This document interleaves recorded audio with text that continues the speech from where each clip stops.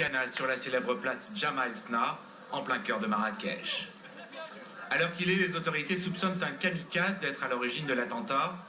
L'établissement était bondé au moment où la charge a explosé. Un premier bilan fait état de 14 personnes tuées.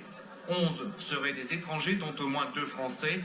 20 autres personnes ont été blessées. J'ai vu une grosse flamme, puis ensuite il y a eu une explosion. Nous, on a été vraiment abasourdis, quoi. On dirait un tir de canon.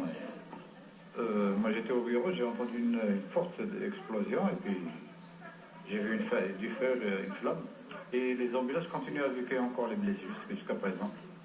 Le premier étage de l'établissement est totalement ravagé, alors que le rez-de-chaussée a été peu touché.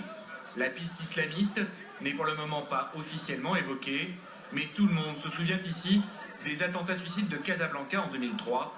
Ils avaient fait 45 morts. Jessica Lederman, vous êtes sur cette place Jemaa el-Fna, à quelques mètres des lieux de l'attentat. Est-ce que vous en savez un peu plus sur le déroulement de l'enquête? Et est-ce que le Maroc était sous la menace terroriste? Alors effectivement, je me trouve à quelques mètres juste devant le café Argana sur la place Jemaa el-Fna. Pour l'instant, la seule chose que l'on sait, eh bien, désormais on parle d'un attentat. On ne sait pas exactement s'il s'agit d'un ou deux kamikazes qui se seraient fait exploser dans ce café.